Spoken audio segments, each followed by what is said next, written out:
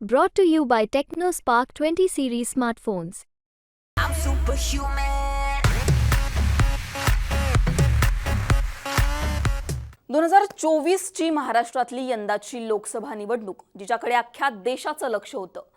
5 टप्प्यांमधलं मतदान पूर्ण झालेलं आहे आणि आता सगळ्यांनाच प्रतीक्षा आहे ती म्हणजेच 4 जूनच्या निकालाची.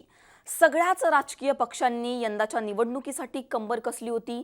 प्रचारांचा धडाका लावलेला होता. आरोप प्रत्यारोप असतील, मतदानावेळी झालेला गोंधळ असेल, पक्षांतर असेल, हे सगळंच यंदाच्या निवडणुकीमध्ये केंद्रस्थानी होतं.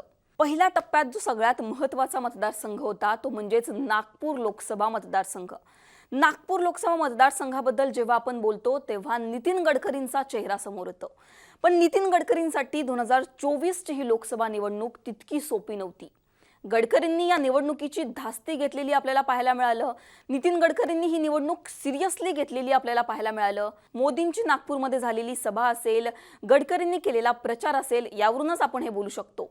याचं कारण म्हणजेच गडकरींसमोर असलेला काँग्रेसचा उमेदवार विकास ठाकरे. विकास ठाकरे हे गडकरींसमोर तगडे उमेदवार होते. हे असताना सुद्धा गडकरींचा करिश्मा आता नागपूरमध्ये आपल्याला पाहायला मिळणार आहे का? 54.32% मतदान यंदा नागपूरमध्ये झालेलं आहे. हे मतदान कुणाच्या पारड्यात पडलं? नागपूरकरांनी यंदाचा आपला कौल कुणाला दिला? नागपूरच्या जनतेच्या मनातला यंदाचा खासदार कोण आहे? या सगळ्यांबद्दल बोलणार आहोत आजच्या व्हिडिओमध्ये. नमस्कार, मी पूजा. तुम्ही पाहताय मुंबई तक. नागपूर लोकसभा मतदारसंघ जो कधी काळी काँग्रेसचा बालेकिल्ला होता, पण आता हाच काँग्रेसचा गड भाजपनं आपल्याकडे खेचून घेतलाय. 2014 असेल किंवा 2019च्या लोकसभा निवडणुका असतील, यामध्ये भाजपचे नितीन गडकरी यांनी या मतदारसंघामध्ये हॅट्रिक केलेली आपल्याला पाहायला मिळालं. आता 2024 मध्ये भाजपचे नितीन गडकरी विरुद्ध काँग्रेसचे विकास ठाकरे अशी लढत आपल्याला नागपूरमध्ये पाहायला मिळाली. 2019च्या तुलनेमध्ये 2024 मध्ये नितीन गडकरींनी आपल्याला ही निवडणूक सिरियसली घेतलेली पाहायला मिळालं. सुरुवातीला नितीन गडकरी हे असं बोलले होते की यंदा तुमच्या मतांची मला गरज नाहीये, मी मतं मागायला प्रत्येकाकडे येणार नाहीये, असं सुरुवातीला म्हणालेले नितीन गडकरी. त्यानंतर प्रत्येक विधानसभा मतदारसंघ पिंजून काढणारे नितीन गडकरी आपल्याला विसरून चालणार नाहीये. प्रत्येक विधानसभा मतदारसंघ असेल, गल्लोगल्ली जाऊन नितीन गडकरींनी यंदाच्या निवडणुकांचा प्रचार केला होता. त्यानंतर नरेंद्र मोदींची या मतदारसंघामध्ये झालेली सभा, भंडारा गोंदिया, रामटेक आणि त्यानंतर नागपूर या 3 लोकसभा मतदारसंघांसाठी नरेंद्र मोदींनी नागपूरमध्ये सभा घेतली होती. यंदा महाराष्ट्रामध्ये मोदींनी सभांचा लावलेला धडाका, कारण पक्षामध्ये असलेली फूट असेल, म्हणजे शिवसेना असेल किंवा राष्ट्रवादी असेल, यामुळे विभागलेला जो मतदार आहे, संभ्रमात असलेले कार्यकर्ते आहे, यामुळे कुठेतरी मोदींना महाराष्ट्रामध्ये सभा घ्याव्या लागल्या आणि कुठेतरी राजकीय जे नेते आहेत यांना मतदार कुणाकडे जाणार याची मोठ्या प्रमाणात धास्ती होती आणि तीच धास्ती आपल्याला या मतदारसंघामध्ये सुद्धा पाहायला मिळाली. 2019 मध्ये जर आपण बघितलं तर फक्त अमित शहांनी नितीन गडकरींच्या प्रचारासाठी इथे सभा घेतली होती, पण आता आपल्याला अख्खी भाजप गडकरींच्या प्रचारासाठी एकत्र असलेली इथं पाहायला मिळालं. 2019च्या निवडणुकांमध्ये भाजपचे नितीन गडकरी विरुद्ध काँग्रेसचे नाना पटोले अशी लढत झाली होती आणि 2019 मध्ये जर आपण बघितलं तर 2014चा नितीन गडकरींचा जो लीड आहे तो नाना पटोलेंनी कमी केल्याचं आपल्याला पाहायला मिळालं होतं. नाना पटोलेंना जवळपास 4 लाख मतं मिळाली होती आणि नितीन गडकरींना 6 लाख मतांनी नितीन गडकरींनी इथे विजय मिळवला होता. पण नाना पटोलेंना पडलेली 4 लाख मतं गडकरींसाठी कुठेतरी तो एक धाकधुकीचा विषय होता आणि त्यामुळे गडकरींनी आता मोठ्या प्रमाणामध्ये याची काळजी घेतलेली आहे आणि त्यातूनच आता त्यांनी लावलेला प्रचारांचा धडाका आपल्याला इथे पाहायला मिळाला. नागपूरच्या लढतीमध्ये सगळ्यात डिसाइडिंग फॅक्टर असू शकतो तो म्हणजेच नवीन मतदार. जवळपास 2 लाख युवा नवीन मतदारांची जी नोंदणी आहे ती नागपुरामध्ये झालेली आहे आणि या युवा मतदारांचं लक्ष कुठेतरी भाजपनं आपल्याकडे खेचण्याचा प्रयत्न केला. ही मतं आपल्या पारड्यामध्ये कशी पडतील याकडे भाजपनं मोठ्या प्रमाणामध्ये लक्ष केंद्रित केलं होतं. आता या झाल्या या मतदारसंघामध्ये नितीन गडकरींच्या जमेच्या बाजू, पण आता काँग्रेसचे विकास ठाकरे यासाठी महाविकास आघाडीनं या मतदारसंघामध्ये काय केलं, प्रचाराचा धडाका महाविकास आघाडीने किती लावला याविषयी सुद्धा बोलूयात.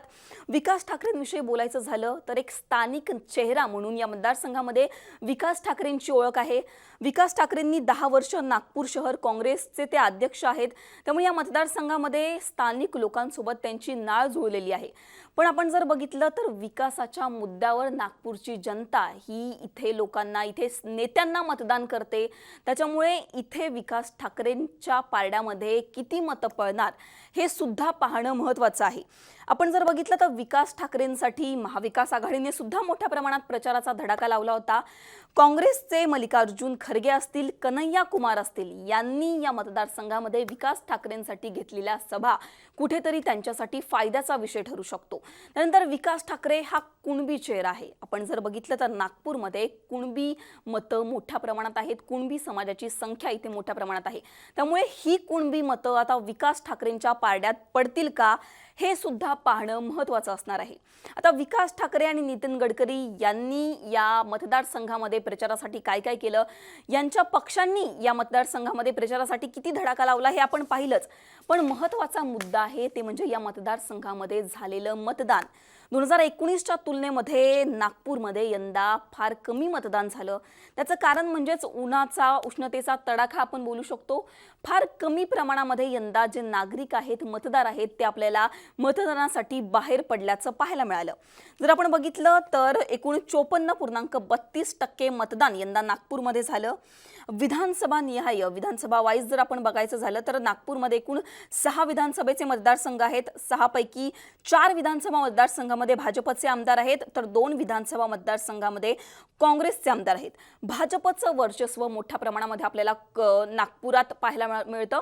नागपूरमध्ये जे बाकीचे पक्ष आहेत, काँग्रेस असेल, राष्ट्रवादी अजित पवार, राष्ट्रवादी शरद पवार, शिवसेना, या पक्षांचं वर्चस्व आपल्याला कुठेतरी पाहायला मिळत नाही. भाजप विरुद्ध काँग्रेस अशीच लढत आपल्याला नागपूरमध्ये आतापर्यंत पाहायला मिळत आली आहे. दक्षिण पश्चिम नागपूर इथं भाजपचे देवेंद्र फडणवीस हे आमदार आहेत. दक्षिण नागपूर इथे भाजपचे मोहन मते हे आमदार आहेत.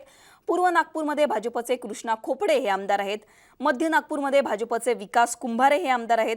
पश्चिम नागपूरमध्ये काँग्रेसचे विकास ठाकरे, तर उत्तर नागपूरमध्ये काँग्रेसचे नितीन राऊत हे आमदार आहेत. आता इथे पडलेली या प्रत्येक मतदारसंघामध्ये कुणाला किती मतं पडली याबद्दल जर बोलायचं झालं तर दक्षिण नागपूर जिथं देवेंद्र फडणवीस आमदार आहेत तिथे 52.94% मतदान झालेलं आहे. आणि जर आपण बघितलं तर 2019 मध्ये इथे 56.86% मतदान झालं होतं. दक्षिण नागपूर जिथे भाजपचे मोहन मते हे आमदार आहेत इथे 93.96% मतदान हे 2024 मध्ये झालेलं आहे. तर 2019 मध्ये इथे 43.62% मतदान झालंय. पूर्व नागपूरमध्ये 2024 मध्ये 55.77% मतदान झालंय, तर 2019 मध्ये 52.35% मतदान झालंय. भाजपचे कृष्णा खोपडे हे या मतदारसंघामध्ये आमदार आहेत. मध्य नागपूरमध्ये 2024 मध्ये 54.28% मतदान झालंय, तर 2019 मध्ये 46.37% मतदान झालंय. विकास कुंभारे, भाजपचे विकास कुंभारे हे या मतदारसंघामध्ये आमदार आहेत. पश्चिम नागपूरमध्ये काँग्रेसचे विकास ठाकरे आमदार आहेत आणि 2024 मध्ये तिथे 53.73% मतदान झाले, तर 2019 मध्ये तिथे 45.65% मतदान झाले. उत्तर नागपूर जिथे काँग्रेसचे नितीन राऊत हे आमदार आहेत तिथे 55.12% मतदान झालंय, तर 2019 मध्ये तिथे 42.35% मतदान झाले. जर 2024च्या आकडेवारीचा आपण विचार केला तर सगळ्यात जास्त मतदान हे झालेलं आहे पूर्व नागपूरमध्ये जिथे भाजपचे कृष्णा खोपडे हे आमदार आहेत. भाजपचा बालेकिल्ला हा जो आहे तो पूर्व नागपूर आहे आणि मोठ्या प्रमाणात गडकरींना लीड या मतदारसंघातून मिळालं आहे. 2019 मध्ये सुद्धा या मतदारसंघातून गडकरींना मोठ्या प्रमाणात लीड मिळालं होतं आणि आता 2024 मध्ये सुद्धा या मतदारसंघात 52.77% मतदान झालेलं आहे. जर आपण बघितलं तर नागपूरमध्ये जातीचा फॅक्टर तेवढा काम करत नाही. इथल्या लोकांचं मतदान जे आहे ते विकासाच्या मुद्द्यावर मोठ्या प्रमाणात काम करतं. कारण नागपूरमध्ये 10 वर्षात जो विकास झालेला आहे, रस्ते असतील, मेट्रो असतील, जी काही ते विकास कामे झालेली आहे त्याचं श्रेय इथली जनता ही नितीन गडकरींना देते. त्यामुळे इथे असलेला समाज जर आपण बघितलं तर विकास ठाकरे कुणबी समाजाचे आहे आणि कुणबी समाजाची मतं नागपूरमध्ये मोठ्या प्रमाणात आहेत. पण ही मतं कुणबी समाजाचे फक्त विकास ठाकरे असल्यामुळे ही मतं विकास ठाकरेंकडे जाणार का हे पाहणं महत्त्वाचं असणार आहे. गडकरी हे आरोप प्रत्यारोप करत नाहीत. प्रचारासाठी गडकरींनी एकच लक्ष ठेवलं होतं, तो म्हणजेच विकासाचा मुद्दा. विकासाच्या मुद्द्यावर गडकरींनी ही निवडणूक लढवल्याचं आपल्याला पाहायला मिळालं. तर विकास ठाकरे कुठेतरी एक स्थानिक चेहरा, आरोप प्रत्यारोप असतील, हे कुठेतरी त्यांच्या प्रचाराचे मुद्दे होते, हे आपल्याला पाहायला मिळालं. त्यामुळे इथली जनता यंदा कुणाला कौल देणार? जर आपण बघितलं तर 50% जास्त इथे ओबीसी मतदार आहेत आणि यामध्ये सुद्धा प्रामुख्याने कुणबी आणि तेली समाजाचा आकडा मोठ्या प्रमाणात आहेत. 4.25 ते 4.5 मतं, 4.5 लाख मतं, 4.25 ते 4.5 लाख इथे कुणबी मतं आहे. त्यामुळे ही मतं आता कुणाला मिळणार, या मतांचं विभाजन या मतदारसंघामध्ये कशा प्रकारे होणार हे पाहणं महत्त्वाचं आहे. नितीन गडकरींसाठी नरेंद्र मोदी असतील, त्यानंतर योगी आदित्यनाथ असतील यांच्या झालेल्या सभा आणि त्यानंतर विकास ठाकरे यांच्यासाठी मल्लिकार्जुन खरगे असतील आणि त्यानंतर कन्हैया कुमार असतील यांच्या झालेल्या सभा या आपल्याला विसरून चालणार नाहीये. त्यामुळे या सभांमध्ये जे मतदान आहे, जे लोक आहेत, ही लोक इथले स्थानिक नागरिक कुणाला कौल देणार? जातीचा फॅक्टर यंदा नागपुरामध्ये काम करणार का? कुणबी समाज असेल, तेली समाज असेल, ही मतं नागपुरामध्ये यंदा कशी विभागली जाणार हे सुद्धा पाहणं महत्त्वाचं असणार आहे. दलित मुस्लिम मतं यांचं सुद्धा प्रमाण इथे मोठ्या प्रमाणात आहे. ही मतं भाजप आपल्याकडे खेचू शकेल का? कारण गेल्या वेळेस ही मतं काँग्रेसला मिळाली होती आणि यंदा सुद्धा विकास ठाकरेंकडे ही मतं जाण्याची शक्यता आहे. त्यामुळे या मतांचं विभाजन इथे कशा प्रकारे होतं हे सुद्धा पाहणं महत्त्वाचं आहे. आणि त्यानंतर इथला युवा मतदार 2 लाख जर आपण बघितलं तर हा युवा मतदारांची नोंदणी इथे झालेली आहे. हा मतदार भाजप आपल्याकडे खेचण्यात यशस्वी ठरेल का हे सुद्धा पाहणं महत्त्वाचं असणार आहे. एकंदरीत जर आपण बघितलं तर विकास ठाकरे आणि नितीन गडकरी यांच्यामध्ये यंदाची निवडणूक ही अत्यंत चुरशीची झालेली आपल्याला पाहायला मिळालं. त्याच्यामुळे नागपूरची जनता यंदा कुणाला कौल देणार हे पाहणं महत्त्वाचं आहे. तुम्हाला काय वाटतं, नागपूरमध्ये यंदा कोण बाजी मारणार हे आम्हाला कमेंट सेक्शनमध्ये सांगायला विसरू नका. हा व्हिडिओ तुम्हाला कसा वाटला हे सुद्धा कमेंट सेक्शनमध्ये सांगा. मुंबई तकला तुम्ही जर सबस्क्राईब केलं नसेल तर सबस्क्राईब करायला विसरू नका. धन्यवाद.